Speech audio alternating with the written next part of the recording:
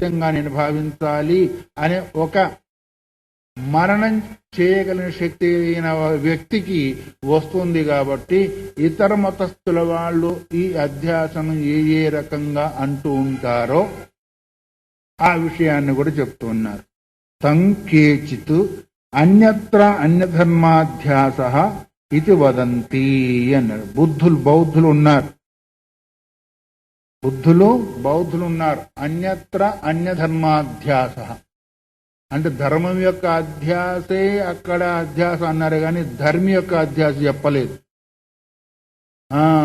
అన్యత్ర అంటే అధిష్టానమందు, అన్య ధర్మాధ్యాస అంటే ఏంటిది, ధర్మం మాత్రమే అక్కడ ఆరోపణ చేయబడింది. ఎట్లాగా, ముత్యపు చిప్ప లోపల వెండి అని కదా, అక్కడ వెండి లేదు, కానీ వెండి యొక్క ధర్మాన్ని ఆరోపణ చేశారు అని కొంతమంది దీన్ని అధ్యాస అంటారు. అంటే ధర్మాధ్యాసనే అధ్యాస కానీ ఇంకోటి కాదు అనే భావన వాళ్ళది. ఈ భావన ఎవరిది? బౌద్ధులది. తర్వాత కేచిత్ యత్ర యదధ్యాస తద్ వివేకాగ్రహ నిబంధనో భ్రమయితి అన్నారు. కొంతమంది ఏమన్నారు అంటే ఇది మీమాంసకులు ఉన్నారు, పాభాకులు బట్టక మీమాంసకులు అన్నారు. ఎవరు అనేవాళ్ళు అంటే మీమాంసా మతాన్ని, పూర్వమీమాంసా మతాన్ని అవలంబించిన వాళ్ళు ఏమనంటే ఎత్ర యదధ్యాస, ఎక్కడ ఏదైతే భ్రమ కలిగిందో దాన్ని వివేకాగ్రహ నిబంధనోయం, వివేకము లేని కారణం చేత కలిగింది ఏదైతే ఉందో దాన్ని భ్రమ అన్నారు. అంటే దేని యందు ఏదైతే ఆరోపింపబడిందో ఇది ఆరోపణ అనే వివేకము లేని కారణం చేత కలిగిందని భ్రమ అన్నారు. ఇది ఆరోపణ అని తెలిస్తే ఇంకా భ్రమ ఎక్కడి నుంచి వస్తుంది? ఇది ఆరోపణ అని తెలుసుకోవడమే కదా వివేకము. అందువల్ల ఇది ఒక రకంగా చూసినట్టయితే సమన్వయం కాదు. ఒకదాని యందు ఒకదాని యొక్క భ్రమ ఆరోపణ జరిగింది అని వివేకం లేని కారణం చేత భ్రమ చెందుతున్నాడు అని కొంతమంది అంటారు. అంటే నైయాయికులు, న్యాయ మతాన్ని అనుసరించే వాళ్ళు. నైయాయికులు ఏమంటున్నారు అంటే ఎత్ర యదధ్యాస తస్యైవ విపరీత ధర్మత్వం, ఎక్కడ ఏదైతే అధ్యాస కలిగిందో భ్రమ కలిగిందో దాన్ని విపరీత ధర్మంగా చూడడం ఏదైతే ఉందో కల్పన మాత్రమేను అని. అంటే ఏది చెప్పినప్పటికీ వాస్తవికంగా పదావళి మార్పే కానీ ఒకదాని యందు ఇంకొకటి చూడడమే, ఒకదాని యందు ఇంకోదాన్ని భావించడమే అధ్యాస అనే దానికి మనము వాస్తవికంగా తీసుకుని రావచ్చు. కానీ వాళ్ళ పదావళి దృష్టితో కొన్ని ఏమో ధర్మాన్ని మాత్రమే చేకూర్చుకొని ఏం చేస్తున్నారు, అధ్యాస అంటున్నారు. కొంతమంది ధర్మిని మాత్రమే చేసుకుని ఏం చేస్తున్నారు, అధ్యాస అనే భావం చేత కలుగుతుంది. ఇప్పుడు నైయాయికులు ఏమన్నారు, యద అధ్యాస తస్యైవ విపరీత ధర్మత్వం, దాని ధర్మం కాకుండా విపరీత ధర్మాన్నిగా మనము చూడడం ఏదైతే ఉందో కల్పనాం ఆచక్షతే, దాని కల్పన అంటుంటారు. అంటే ఒక ధర్మమందు ఇంకొక ధర్మాన్ని ఆరోపణ చేయడం, ఉన్న ధర్మాన్ని గ్రహించకుండా ఇంకొక ధర్మాన్ని గ్రహించడం ఏదైతే ఉందో మనం మొదలు చెప్పుకున్నాం. అందుకొరకు ధర్మాధ్యాస, ధర్మీయాధ్యాస, సంసర్గాధ్యాస నిన్న చెప్పుకున్నాం కదా. అంటే ఒక ధర్మమందు ఇంకొక ధర్మాన్ని ఆరోపణ అంటే ఇప్పుడు ధర్మిని వదిలిపెట్టారు వాళ్ళు. ఒక ధర్మమందు ఇంకొక ధర్మాన్ని ఆరోపణ చేయడం దాన్ని ఏమన్నారు, అధ్యాస అన్నారు. ఎవరెన్ని చెప్పినప్పటికీ. తర్వాత అయిందా, సర్వధాపితు అన్యస్య అన్యధర్మాభాసం, ఎవరెన్ని చివరికి శంకర భగవత్పాదుల వారు తన యొక్క నిశ్చయార్థాన్ని చెప్పారు. ఎవరి ఎన్ని రకాలు చెప్పినప్పటికీ ఉన్నదాన్ని ఇంకొక రకంగా భావించడమే అధ్యాస. ఎవరైనా నువ్వు ఒక రకం చెప్పామనుకోండి, ఎవరిని చెప్పినా దాన్నే కదా. ధర్మాన్ని చెప్పినా ధర్మిని చెప్పినా ఉన్నది ఒకరైతే ఇంకొకగా భావించడమే అధ్యాస. భ్రమ అనేది మాత్రం ఎవరు కాదనే విషయము కాదు. అందుకొరకే సర్వధాపి అన్యస్య అన్యధర్మావభాసతాం నా వ్యభిచరతి. దీనిలో ఏమాత్రం కూడా పొరపాటు లేదు అనుకోండి. కొంతమంది ఉపమానం చెప్తూ ఉంటారు కదా, ఎప్పుడో కొడుకు గారు ఏం చేశారు అంటే ఫారెన్ వెళ్ళిపోయారు అనుకోండి. కొడుకు కోళ్ళు కలిసి చాలా కాలం తర్వాత వస్తా ఉన్నారు, తల్లిదండ్రులను చూడాలనుకున్నారు. అయ్యో మా అబ్బాయి బొంబాయికి వస్తాడు, అక్కడ దిగుతాడు, మేము మొదలే పోవాలని ముసలయ్య పోయారు. వీళ్ళు ఒకే హోటల్లో దిగారు అనుకోండి. దిగారు పాపం. దిగిన తర్వాత పక్క గదే.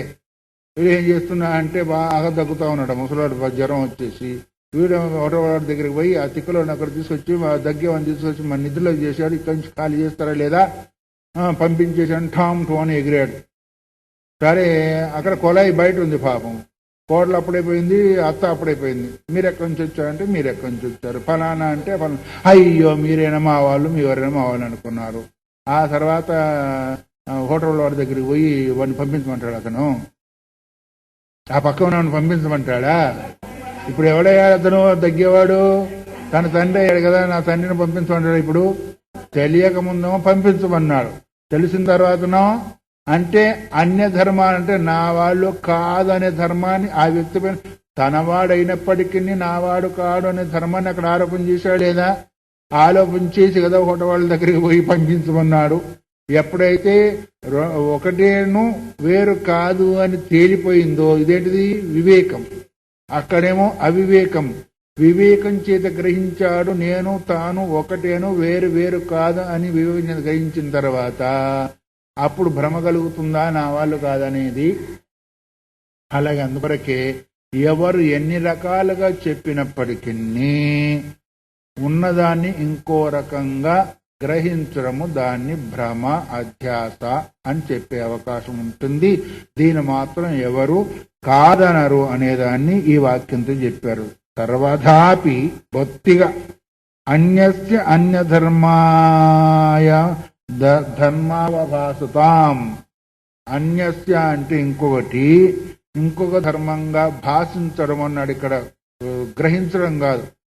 అక్కడ భాష అంటే అర్థమే లేదన్నట్టు పాము తాడుగా భాషిస్తుంది అని కనిపించడంలా. అక్కడ పాము తాడుగా భాషిస్తుంది కానీ కనిపించడం లే. భాష అంటే భాష ఆభాష అన్నారు. అందుకొరకే నీడ ఎట్లాగైతే అంటామో, నీడ మనిషి కాదు, మనిషి నీడ కాదు, ఆభాష వస్తువు కాదు, వస్తువు ఆభాష కాదు. అందుకని వస్తువు వస్తువే, ఆభాష ఆభాషే అనేదాన్ని ఇక్కడ గుర్తు చేశారు. మిగతా విషయాలు రేపు చూసుకుందాం. శంకరం శంకరాచార్యం కేశవం బాదరాయణం స్తోత్రభాష్యకృతౌ వందే భగవంతో పునః పునః. సదాశివసమారంభాం శంకరాచార్యమధ్యమాం అస్మదాచార్యపర్యంతాం వందే గురుపరంపరాం. బ్రహ్మసూత్రాలు నిన్న అధ్యాస అంటే ఏమో శంకర భగవత్పాదులు తన యొక్క అభిప్రాయాన్ని తెలిపి, నైయాయికులు ఏమంటారు, బౌద్ధులు ఏమంటారు, మీమాంసకులు ఏమంటారనే మతమతాంతరాలను కూడా తెలిపి చివరికి ఏమన్నారు? ఎవరిని చెప్పినప్పటికీ ఒకదాని యందు ఇంకొక దాన్ని చూడము భావించడము దాన్ని అధ్యాస అంటారు. సర్వదాపి అన్యస్య అన్యధర్మా అవభాసతాం. సంపూర్ణంగా ఈ ఒక్క అంశంలో కాదు, సర్వధ అంటే బొత్తిగా అని అర్థం. అన్యస్య అన్యధర్మావభాసతాం, ఇక్కడ అవభాసత అన్నారు. అవభాస వాస్తవికంగా అక్కడ లేదు. ఆభాస అంటేనే అది మిథ్య అని అర్థం. అందువల్ల దాన్ని మాత్రం ఎవరు కాదనరు. ఎంతమంది అన్ని రకాలుగా లక్షణం చెప్పినప్పటికీ ఒకదాన్ని ఇంకోదాన్ని భావించడము మిథ్య లేదు అధ్యాస అని అందరూ ఒప్పుకుంటారు. సరే మీరు చెప్పినంత మాత్రమే మేము నమ్మాలా? దీనికి ఏమైనా ప్రమాణం ఉందా? నిన్ను చెప్పుకున్నాం కదా లక్షణ ప్రమాణాభ్యాం వస్తు సిద్ధి అని. లక్షణం మాత్రం చెప్పారు, ప్రమాణం ఏంటి? నీకు ఇక్కడ అనుభవం కూడా ఉండాలి కదా. చెప్తున్నాడు, తథాచ లోకే అనుభవ శుక్తికాహి రజతవద్ అవభాసతే. లోకంలో అనుభవం ఉంది అంటే ముత్యపు చిప్పే వెండిగా భాసిస్తూ ఉంది అని. లోకంలో కనిపిస్తుందా లేదా? ముత్యపు చిప్ప మీ దగ్గర ఉందో లేదో, అది ఎక్కడో సముద్ర తీరంలో ఉంటుంది, తాడే పాముగా భాసిస్తూ ఉంది. తాడు కంటే భిన్నంగా అక్కడ వేరే లేదు. ఇంకా చెప్పాలి అంటే ఎండమావులలో, ఇసుక భూములలో నీరు కనిపిస్తుంది. ఇసుక భూమే నీరుగా భాషిస్తుంది, తాడే పాముగా భావిస్తుంది అని లోకంలో అనుభవం. అట్లాగే ముత్యపు చిప్పే వెండిగా భాషిస్తుంది. అక్కడ భాన మాత్రమే తప్ప వాస్తవిక వస్తువు అక్కడ లేదు. అధిష్టానము యొక్క దర్శనాభావం చేత దాని అజ్ఞానమందు ఇంకొక వస్తువు మనకు ప్రకాశిస్తూ ఉంటుంది. దాన్ని ఏమన్నారు? అధ్యాస అన్నారు. అట్లాగే ఏకశ్చంద్ర సద్వితీయవదితి. ఇదో కంటిలో దోషం ఉంది అనుకుని, లేదా కన్నుని ఇలా పెట్టుకున్నాం అనుకోండి, ఒక చంద్రుడు రెండుగా కనిపిస్తాడు. ఇద్దరున్నర చంద్రులు ఉంటే బాగుండేది, పగలొకడు రాత్రి ఒకడు, ఉన్నది ఒకడే. కానీ దోషం చేతనో లేకపోతే ఇలా ఏదన్నా నలిపినందువల్లనో రెండుగా కనిపిస్తూ ఉంటాయి. అది లోకంలో అనుభవం ఉందా లేదా? అది ఉంది, ఇది ఉంది లోకంలో అనుభవం. కథం పునః ప్రత్యేగాత్మని అవిషయే అధ్యాసో విషయ తద్ధర్మాణం. ప్రశ్న వేస్తూ ఉన్నారు. లోకంలో కనిపించిన ఉపమానాలన్నీ కూడా రకరకాలు కనిపిస్తూ ఉన్నాయి. ప్రత్యేగాత్మ ఏదైతే ఉందో అది విషయమా అవిషయమా? విషయం అంటే అర్థమేమి? విషయికి అవగాహనకు వచ్చేది విషయం. మరి దాని యందు అధ్యాస కలుగుతుంది అంటే పురోవస్థిత ఏవ ప్రత్యేగాత్మని అవిషయే అధ్యాసో విషయ తద్ధర్మాణం. విషయం కావచ్చు, విషయం యొక్క ధర్మాలు కావచ్చు. ప్రత్యేగాత్మయందు ఎలా అధ్యాస జరుగుతుంది ఎందుకంటే ప్రత్యేగాత్మ విషయం కాదు. ప్రత్యేగాత్మ విషయమా? కాదు. విషయం కానప్పుడు విషయము విషయం యొక్క ధర్మాలు ఎట్లాగా దాని యందు అధ్యాస కలుగుతున్నాయి? విషయం అంటే ఉంది కాబట్టి ప్రమాణ గోచరం అవుతుంది, ఏ చక్షురాది ఇంద్రియాలకు గోచరం అవుతుంది, దాని యొక్క ధర్మాలు దీనందు ఆరోపించవచ్చు. కానీ ప్రత్యేగాత్మ మాత్రం ఏ ఇంద్రియానికి గోచరం అయ్యేది కాదు.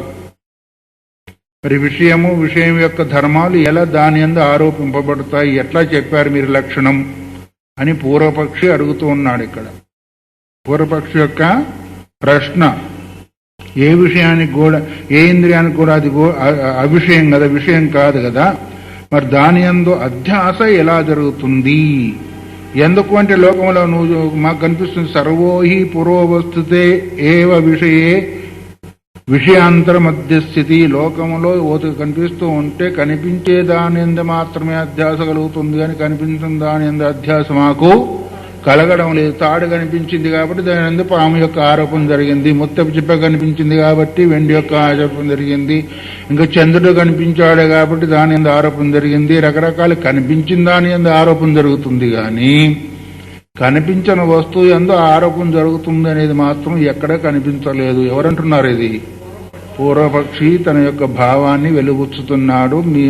ఏది వేదాంతి యొక్క దగ్గర. లోకంలో ఎక్కడ చూసినప్పటికీ ముందు కనిపించే వస్తువు యందు, ఎందుకంటే అధిష్టానం కనిపించకుండా అధ్యాస కలిగేదానికి అవకాశము లేదు. తాడు కనిపిస్తే కదా దాన్ని మనము, తాడు కనిపిస్తుందా? తాను కనిపిస్తే కాదు, తాడు కనిపిస్తుంది అంటే ఏదో ఒక ఆధారం మనకు కనిపించాలి. అక్కడ కనిపించిన దాని యందు ముందున్న వస్తువు యందు మాత్రమే మనం అధ్యాసం చూస్తున్నాం, కానీ ముందు లేని వస్తువు యందు మాత్రం ఎక్కడ అధ్యాస కలిగినట్టు మనకు కనిపించదు. మరి ప్రత్యేగాత్మేమో ఏ ఇంద్రియానికి కూడా విషయం కాదు కదా, కొంచెం తగ్గించాలి. ఏ విషయానికి కూడా విషయం కాదు కదా. మరి ఎలా? ఎందుకు అంటే లోకంలో అనుభవించే పూర్వస్థిత ఏవ విషయాంతరం మధ్యస్థితి, ముందు కనిపించిన విషయంతో మాత్రమే వేరే విషయాన్ని మనం అధ్యాస కలుగుతాం. ఎవరన్నా చూసి అయ్యా మా అబ్బాయి మా దగ్గర ఉన్న మా అబ్బాయి అనుకున్నాండి మిమ్మల్ని చూసి అంటాం. ఆ వ్యక్తి ముందు కనిపించిన తర్వాత అన్నారా, కనిపించకముందన్నారా? అట్లాగే ఎక్కడెక్కడ చూసినప్పటికీ ముందు ఒక అధిష్టాన రూపంలో, ఒక ఆధార రూపంలో కనిపిస్తే గాని వేరే విషయాన్ని దాని యందు మనము పోల్చుకుంటాం, లేకపోతే మనకు భ్రమ కలిగే అవకాశం ఉంటుంది. కానీ ప్రత్యేగాత్మ మాత్రం దేనికి మరి విషయం అయ్యేదానికి వీలు లేదు. మరి విషయాంతరాన్ని ఎలా మీరు అధ్యాస చేసి చూసుకుంటారు? ఎందుకంటే లోకంలో ఇది మనకు అందరికి కూడా అనుభవము. యుష్మత్ ప్రత్యయాపేతస్య చ ప్రత్యేగాత్మనో అవిషయత్వం ప్రవీషి. యుష్మత్ ప్రత్యాపేతస్య, యుష్మత్ ప్రత్యయం చేత చెప్పబడే విషయము ప్రత్యేగాత్మయందు, ప్రత్యేగాత్మనో అవిషయత్వం, ప్రత్యేగాత్మ అవిషయమని చెబుతూ ఉన్నావు. మళ్ళీ రెండవదేమో నువ్వు విషయాంతరాన్ని భ్రమ కలుగుతుంది అని అంటున్నావు. ఇది మాకేం పాల్గొవడం లేదు, మాకేం అర్థం కావడం లేదు అని పూర్వపక్షి ఏం చేశాడు? ప్రశ్న వేశాడు. సమాధానం చెప్పాలా వద్దా? ఉచ్యతే, చెప్తున్నాను, నేను తొందరపడకు. నా తావత్ అయం ఏకాంతేన అవిషయ. నువ్వేమన్నావు ఇంతవరకు? విషయం కాని ఏదో ఒక ఇంద్రియానికి విషయం కాని వస్తువునందు విషయాంతరాన్ని భ్రమగా చూసేదానికి అవకాశం లేదు అని కదా అన్నావు. కానీ ప్రత్యేగాత్మ సంపూర్ణంగా అవిషయం కాదు. ఇప్పుడు ఎట్లాగంటే, ఇప్పుడు మనకి ఇక్కడ వస్తువు ఉంది, ఇప్పుడు ఏమైంది? కంటికి ఇది విషయము అయింది కదా. ఇప్పుడు ఇక్కడ వస్తువు లేదు, ఇది తత్సంబంధమైన విషయం మనకు అవగాహన కలుగుతుందా? కలగలేదు. కానీ దీనిపైన ఏదో ఒకటి కప్పబడింది అనుకోండి. కప్పబడినందువల్ల ఏమైంది? సంపూర్ణంగా మనకు కనిపించకపోయినప్పుడు కొంచెమైనా కనిపించిందా లేదా? నిన్న మనం చెప్పుకున్నాం పరోక్షంలో అపరోక్షంలో ఒక్కొక్క ఇంద్రియానికి ఒక్కొక్కటి అపరోక్షమైంది, కానీ మిగతా ఇంద్రియాలకు అపరోక్షం కాలేదు కదా. సంపూర్ణమైన అపరోక్షం కలగాలంటే సంపూర్ణ ఇంద్రియాలకు అది అవగాహన కావాలి కదా, అప్పుడే కదా సంపూర్ణ అపరోక్షం అవుతుంది.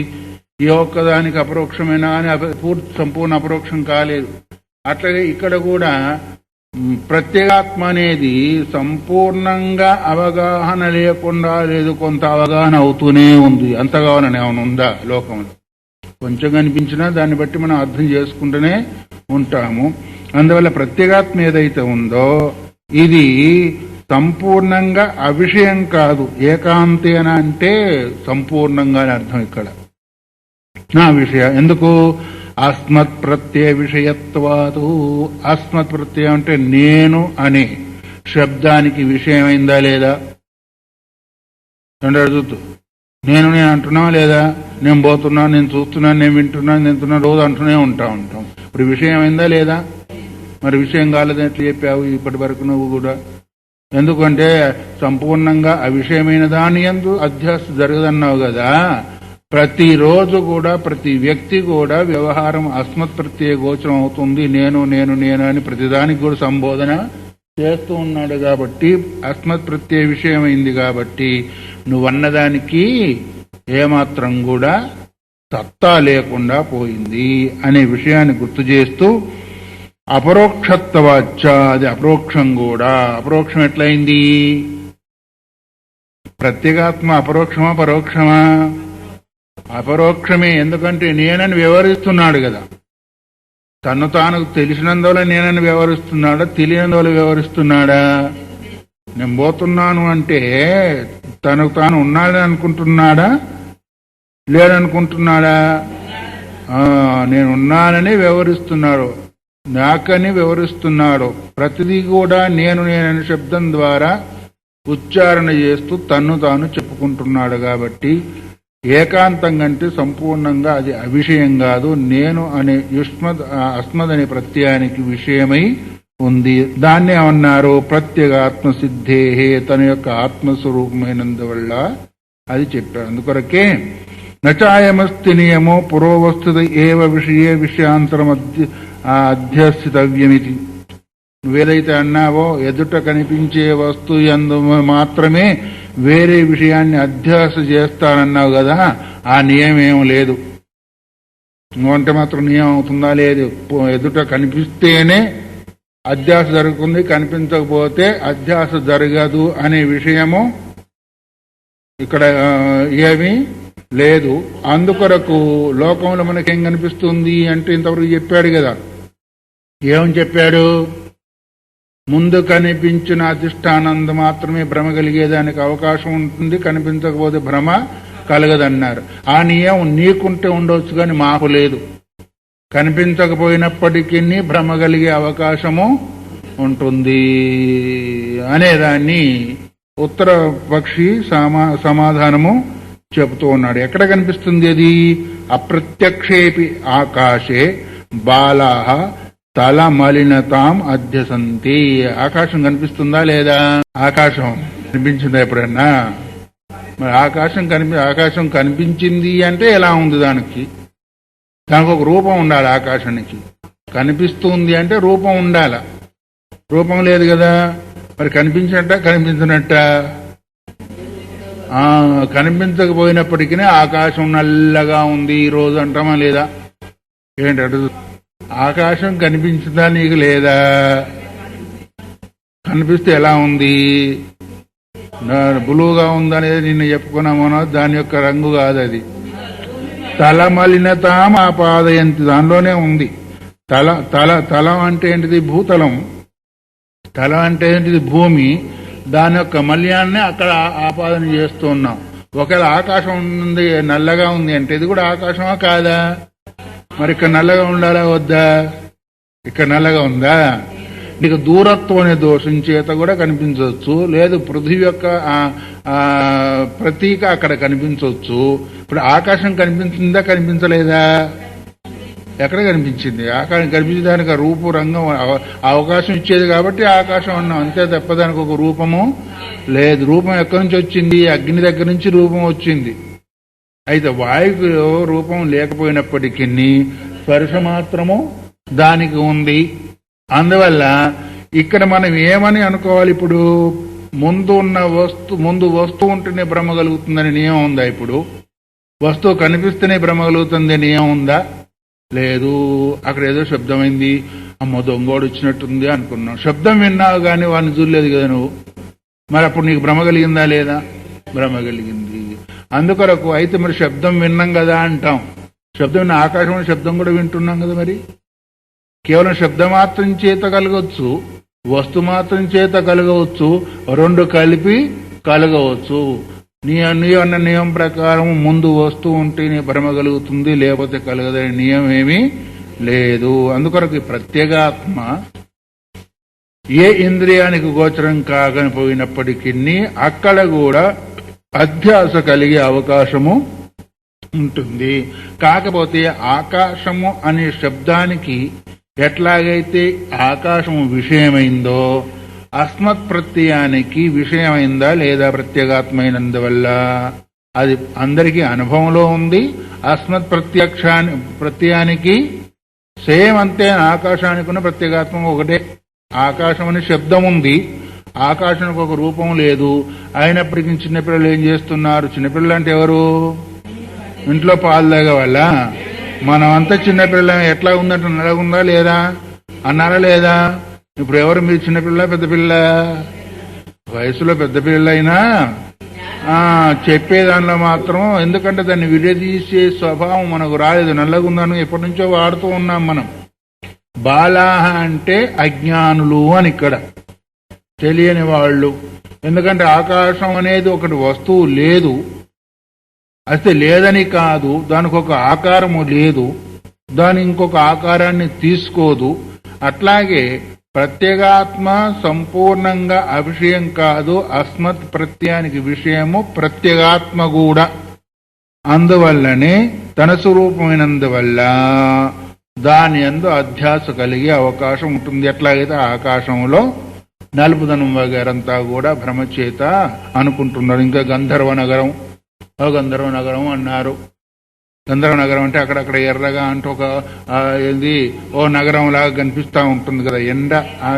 బాగా ఎండ లేకుండా బాగా మబ్బు లేకుండా ఉన్న సమయంలో అక్కడక్కడ మేఘాలు కనిపిస్తూ ఉంటాయి. మరి అక్కడ గంధర్వ నగరం ఉందా? లేదు. అందుకొరకు బ్రహ్మ కలగాలంటే వస్తువు కనిపించాలనే విషయం కావాలనే నియమేమీ లేదు అనేదాన్ని సిద్ధం చేశాడు. తర్వాత ఏవం అవరుద్ధ, ఎట్లాగైతే ఇక్కడ మేము సమన్వయం చేశామో ప్రత్యేగాత్మయందు కూడా అధ్యాస కలిగేదానికి విరోధమేమీ లేదు. ప్రత్యేగాత్మని అపి అనాత్మాధ్యాస, ఎట్లాగైతే ఆకాశంలో భ్రమ కలిగిందో ప్రత్యేగాత్మయందు అనాత్మ యొక్క అధ్యాస కలిగే దానిలో ఏమాత్రం కూడా విరోధము లేదు. కలగకుండా పోయేదానికి కూడా అవకాశము లేదు.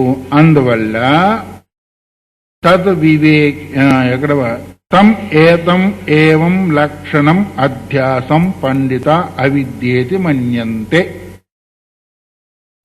తం ఏతం లక్షణం, ఇలాంటి లక్షణం కలిగిన, ఎలాంటి లక్షణము? ఒకదాని యందు ఇంకో దాన్ని చూసే లక్షణం, ఒకటి చూస్తే ఇంకోటిగా భావించే లక్షణం కలిగిన అధ్యాసను పండితాహ అంటే ఎవరు? ఆ కేదారేశ్వరపేటలో ఉన్నారే పండితులంతా కూడా వివేకం కలిగిన వాళ్ళు అని అర్థం. తదసద్ వివేచని బుద్ధి పండ తదస్యాస్తి పండిత, వివేక బుద్ధి కలిగిన వాళ్ళందరూ కూడా ఇలాంటి లక్షణం కలిగిన వస్తువుని ఏమన్నారు? అధ్యాస అన్నారు. ఆ అధ్యాసనే పండితులు ఏమన్నారు? అవిద్య ఇది మన్యంతే, అవిద్య అని అంటారు. అవిద్య అంటే ఏమైంది ఇప్పుడు? అజ్ఞానం. అజ్ఞానం చేతనే భ్రమ కలిగింది కానీ జ్ఞానం చేత భ్రమ కలగదు. ఎంతవరకు అజ్ఞానం ఉంటుందో అంతవరకు భ్రమ. ఏం అజ్ఞానం? స్వరూపాజ్ఞానం కాదు, అధిష్టానాజ్ఞానం. ఎక్కడెక్కడ అక్కడ నీ తాడు దగ్గర నీ స్వరూపం ఉందా? అందుకొరకు అధిష్టాన అజ్ఞానం అనాలి. ఎక్కడ గాని అధ్యాస కలిగేదానికి అధిష్టానం కావాలా? అధిష్టాన అజ్ఞానం చేత భ్రమ కలుగుతుందే కానీ అధిష్టాన జ్ఞానం చేత భ్రమ తొలుగుతుంది. అధిష్టాన అజ్ఞానం చేత భ్రమ కలుగుతుంది. తాడు యొక్క అజ్ఞానం చేత సర్పభ్రమ ఎట్లాగైతే కలిగిందో తాడు జ్ఞానం కలిగిన తర్వాత ఉంటుందా పోతుందా? కాబట్టి ఇప్పుడు అజ్ఞాన ప్రయుక్తమా జ్ఞాన ప్రయుక్తమా? అజ్ఞాన ప్రయుక్తమే. అందుకొరకు ఈ అధ్యాస ఏంటిది అంటే అవిద్య, అజ్ఞానం అనే చెప్పబడుతుంది అనే విషయాన్ని చెప్పి తద్ వివేకేన చ వస్తుస్వరూపావధారం విద్య, ఇప్పుడు మనం అనుకున్నది చెప్పి తద్ వివేకాన్ని అంటే దాన్ని వేరు చేసినందువల్ల. దేని వేరు చేసినందువల్ల? వస్తుస్వరూపావధారణం, వస్తు స్వరూపాన్ని ధరించినందువల్ల, వస్తువును ఉన్నది ఉన్నట్టుగా గ్రహించినందువల్ల. మీ భాషలో చెప్పుకోవాలంటే వస్తువు ఉన్నది ఉన్నట్టుగా గ్రహిస్తే ఏమైంది? అది వివేకమైంది. దాన్ని విద్య అన్నారు. విద్య అంటే జ్ఞానము. వస్తువును ఉన్నదిన్నట్టుగా గ్రహించకపోతే అవిద్య, అజ్ఞానము. అవిద్య ఉన్న సమయంలోనే భ్రమ కలిగింది. విద్య ఉంటే అంటే జ్ఞానం ఉన్న సమయంలో ఒక్క మాటలో చెప్పుకోవాలంటే అధిష్టాన అజ్ఞానం చేత భ్రమ కలుగుతుంది, అధిష్టాన జ్ఞానం చేత భ్రమ తొలగుతుంది అనేది ఇక నిర్ణయం అయిపోయింది. అందుకొరకు ఎక్కడెక్కడ అవిద్య ఉంటుందో అక్కడక్కడ భ్రమ, ఎక్కడెక్కడ జ్ఞానం ఉంటుందో అక్కడక్కడ భ్రమ ఉండదు. మనకు చూస్తున్నాం ప్రత్యక్షంగా అక్కడ తాడనే ఉంది, ఇది తాడే అని అనుకున్నాం. భ్రమ కలుగుతుందా? కలగదు. అందువల్ల ఎప్పుడు భ్రమ కలుగుతుంది అంటే దాని యొక్క స్వరూపం ఇటువంటిదని తెలుసుకోలేని సమయంలో, అది కూడా మందాంధకారంలో మాత్రమే. పూర్తిగా చీకట్టున్నా కానీ మనకు భ్రమ కలగదు, ఎందుకంటే తాడే కనిపించలేదు. పూర్తి వెళ్తురున్నా కానీ తాడు ప్రత్యక్షంగా కనిపిస్తుంది. ఇటు కాకుండా అటు కాకుండా మందాంధకారం ఉన్నప్పుడు మాత్రమే అక్కడ భ్రమ కలుగుతుంది. అందుకరకే సంపూర్ణంగా కలగలేదు. కాబట్టి ఈ పదాన్ని మీరు అర్థం చేసుకోవాలా. ఏంటి? ఇటు కాకుండా అటు కాకుండా మనకు అర్థం ఉన్నది కాబట్టి అప్పుడు పూర్తిగా చూడలేదు, పూర్తిగా చూసినంది కాదు, మధ్యలో ఉంది కాబట్టి భ్రమ కలిగే అవకాశం ఉంది. అందుకొరకు దీన్నే వస్తు స్వరూప అవధారణం. అవధానం అంటే ఏంటిది? దాన్ని ధరించడం. లేదా దాన్ని తెలుసుకోవడం, వస్తువు ఇటువంటిదని తెలుసుకున్న తర్వాత తెలుసుకోవడం దాన్ని ఏమంటారు? విద్యాం ఆహు విద్య అని చెప్తారు. దాన్ని జ్ఞానం అని అంటారు. అజ్ఞానం చేత భ్రమ కలిగింది, జ్ఞానం చేత భ్రమ తొలగింది. ఏం భ్రమ?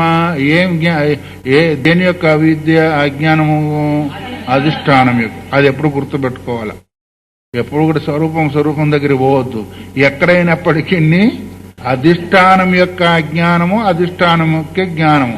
ఆత్మ అధిష్టానం అయితే స్వరూప అజ్ఞానము, ఇంకోటి అధిష్టానం అయితే దాని యొక్క అజ్ఞానము, ముత్యపు చిప్ప అధిష్టానం అయితే దాని యొక్క అజ్ఞానము, తాడు అధిష్టానం అయితే దాని యొక్క అజ్ఞానము, ఇంకా చెప్పుకోవాలంటే ఇది ఇసుక అధిష్టానం అయితే దాని యొక్క అజ్ఞానము. అదే ఎండమావులు. నవ్వుతావేంటి?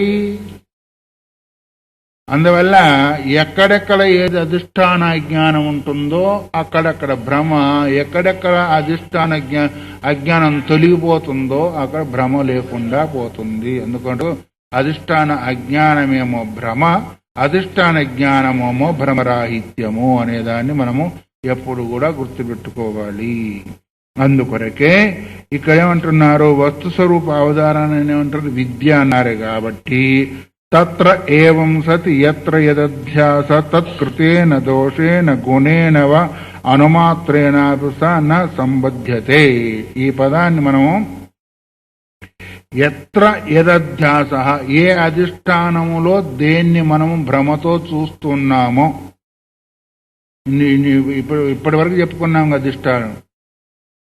పాము ఎందు తాడు, తాడు ఎందు పాము, ఇంకో దాని ఎందు ఇంకోండు, మోడు ఎందు దొంగ, ఇంకా రకరకాలుగా చెప్పుకున్నాం కదా అధిష్టానం. ఎక్కడ ఏ అధిష్టానములో ఏది అధ్యాసకృతేన అది దోషేణ గుణేనవ అనుమాత్రం. దానిలో ఉన్న దోషమేంటిది? భ్రమ. గుణమేంటిది? ఉన్నది ఉన్నట్టుగా గ్రహించడము. దాని చేత మాత్రం అనుమాత్రైన అభిసాన సంబధ్యతే. అనుమాత్రం చేత, అనుమాత్రం కూడా ప్రత్యేగాత్మ సంబంధించి ఉండదు. రకరకాల